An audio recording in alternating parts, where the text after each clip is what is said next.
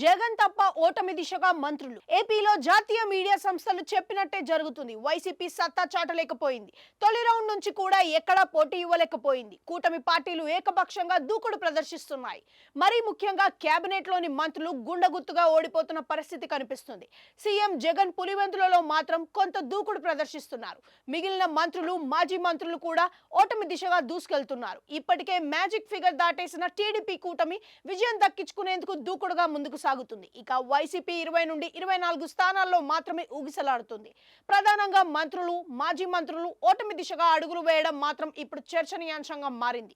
ప్రభుత్వ వ్యతిరేకత ముఖ్యంగా మంత్రులు తమకు ఏమీ చేయలేదన్న పరిస్థితిని ప్రజలు తమ ఈవీఎంలలో స్పష్టంగా చూపించారు. దీంతో మంత్రులు అందరూ వారు వీరు అని తేడా లేకుండా ఓటమి దిశగా ఉన్నారు. కీలక మంత్రులు బొత్స సత్యనారాయణ, పెద్దిరెడ్డి రామచంద్రారెడ్డి, బుగ్జన రాజేంద్రనాథ్ రెడ్డి, రోజా, అంబటి రాంబాబు, అదిమూలపు సురేష్, మాజీ మంత్రి బాలినేని శ్రీనివాస్ రెడ్డి, పాముల పుష్ప శ్రీవాణి, మేకతోటి సుచరిత, ధర్మాన ప్రసాదరావు, ధర్మాన కృష్ణదాస్ కూడా ఓటమి బాటలో ఉన్నారు. ఇక స్పీకర్ తమ్మినేని సీతారాం కూడా ఓటమి దిశగా అడుగులు వేస్తున్నారు. ఇక బలమైన నాయకుడుగా ఫైర్ బ్రాండ్ అయిన కోడాలి నాని గుడివాడలో ఓటమి బాటలో ఉన్నారు. ఇక గన్నవరంలో కూడా వైసీపీ ఓటమి దిశగా అడుగులు వేసింది.